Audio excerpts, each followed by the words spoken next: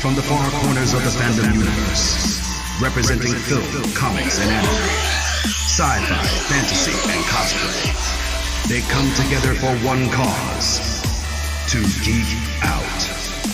They are the Council of the Blerds. Blerd powers unite. Engage. So, I mean, we're gonna see what this Powerpuff Girls. Oh man, I don't know.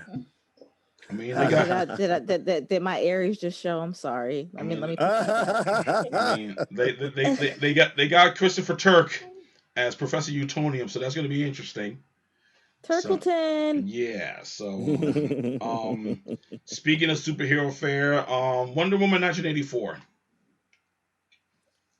Let's see. I'm gonna keep it real short. I'm just gonna keep it real short on my end. I think the first Wonder Woman will be way better. Yeah. I see what they were trying to do with this one. The stuff with Steve Trevor threw me off. Like, why can you just bring him back by himself? Why did he need to embody another man? That was weird. Like, why was that a thing? I don't understand. I think Maxwell Lord could have been a very great villain. And then the fact that Cheetah. the fact that other people still saw him as the original person, I'm like, so if this dude has a wife, he's totally right. Your friends. Her friends totally just saw her with Wonder Woman. Saw him with Wonder Woman. Like, how he gonna explain that? And he won't even know. And that's right. It's a whole mess. It was messy. It really was messy. It was messy, and they did Cheetah. They did Cheetah dirty. I don't care what anybody has to say. Mm-hmm. They did her dirty. Like, I say that about female superheroes in general. I'm like, how come they're not allowed to be happy? Like everything leading up to her transformation, I thought was cool. Like her getting these powers and stuff. And I'll give it to Kristen Wiig. She did a hell of a job. I'll give it to her. She played that role. But yeah, she got shafted in the end. She really did. There was too much going on in that, and that was a hot mess. The whole wish thing. I'm like, so everybody wished something terrible. I'm like, what if I wish to be cured from cancer? Now I gotta get cancer again? Like, I'm like, like you gamble when you include two villains in there. You gamble a lot. Yeah. Like, either pick Maxwell Lord or pick Cheetah. Personally, I would have been fine if it was just Cheetah. That would have been okay. It should have been just her. It should have just been Cheetah. That would have been okay. The whole golden armor, it was cool to see. Pointless. Yes. Essentially, it was pointless. Yes. We didn't need that for this movie. No. I did kind of enjoy the fact that she just talked Maxwell Lord down. She didn't kill him. I enjoyed that, but for the most part, the movie was kind of a mess. And I told Tony after we finished watching it, I never need to watch this again. Nope. Yeah. It was more like I never should have watched this in the first place. It was just like, can I unwish this from me? What else are we gonna do on Christmas Day during a pandemic? Right, we woke up, we had breakfast, and we turned it on. Like, again, at the end of it, I was like, "Yep, I never need to watch this again. I'll watch the first one. I'll watch the first one over this one. I'll watch that again. Yeah, I watch it 10 times over. But it's like this one, I immediately as soon as you said the names, all I could do was shake my head because it was just such a hodgepodge. I'm trying to use different words. I'm trying to use different words. I'm growing. It's a hodgepodge of things that they put together, and they just said, "Hey, people will watch it because it has Marvel." Yeah. I'm like, well, they'll watch it. And I think that was their first, like, I don't want to say their first misstep because it isn't really their first, but I think that was their big misstep. And at this point, they kind of knew it once they put it out. They're like, yeah, let's not do that again. Yeah.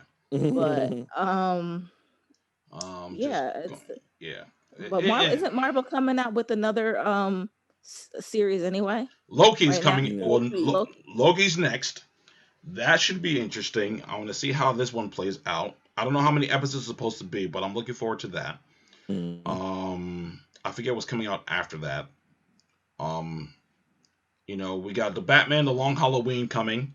That's gonna be a nice dope, because the last DC animated movie we had was Batman, Son of the Dragon. Son of the Dragon. I finally watched that. Pretty decent, good throwback to like 70s kung fu movies and things like that. It was cool, but I'm very much looking forward to the Batman Long Halloween. I did watch Superman, Man of Tomorrow. I watched that animated movie. That was good. Good. Honestly, that probably could have passed for, if they had translated that for Man of Steel, that would have been in fact, that could have been a good sequel to Man of Steel. Man of Tomorrow would have been a good sequel to Man of Steel, in my honest opinion. As far as, movie theaters slowly opening up, as we know, HBO Max has this deal with movie theaters. It releases movies in the movie theater simultaneously on HBO Max as well.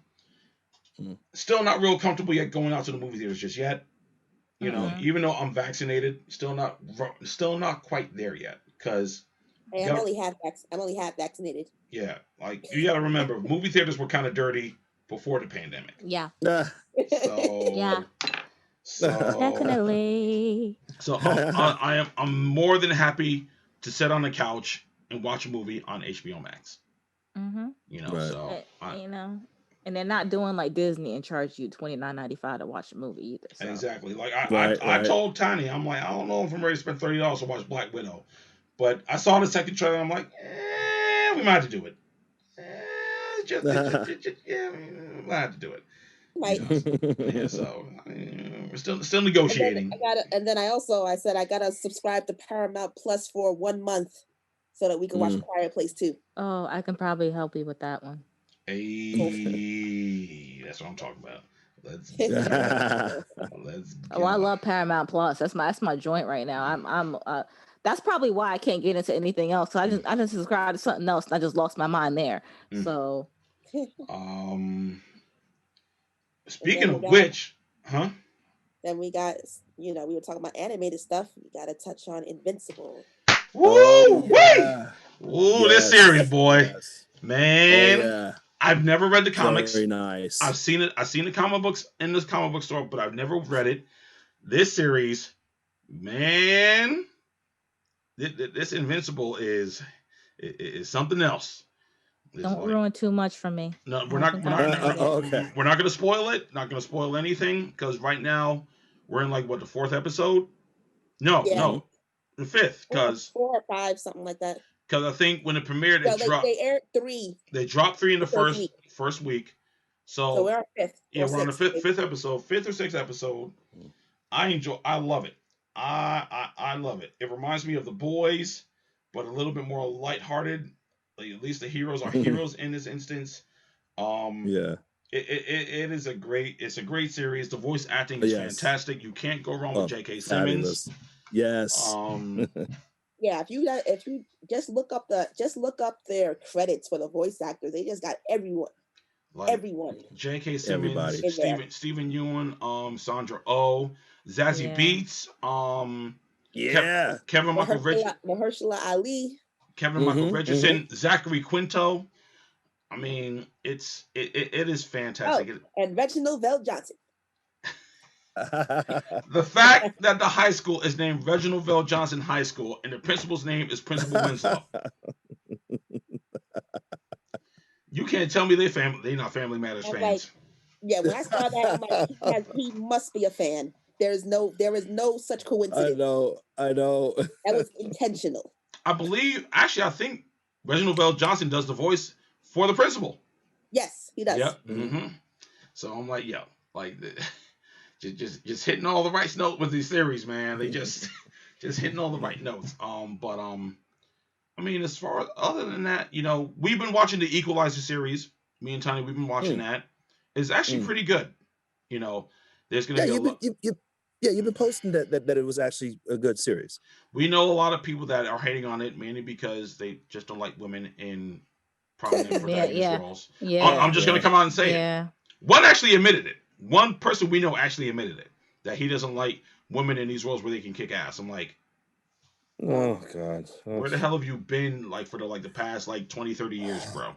I know. 40 years at that, like, because we've had a lot of female protagonists who actually know how to whoop ass, like Ellen Ripley, like yes. Really? We have Sarah Connor. We have raised a bunch of misogynists up until a certain point, and we are surrounded by misogyny. We have to come to terms with that eventually. Yep. There's a friend of Ken and ours, and he posted because he holds a lot of events that's really gay, that's really catered toward women, and he almost always has a girlfriend, and he dates around and all other stuff, but he's like very respectful. And he said some guy asked him, how do you always have like all these beautiful women around you? And he just says, because I actually like and respect women. That's why. There you go. Mm-hmm. Word. But that's a different conversation for a different day. Yeah, that is different. Yeah, so you were watching Council of the Blerds, a Geekcast. The council has spoken. End transmission.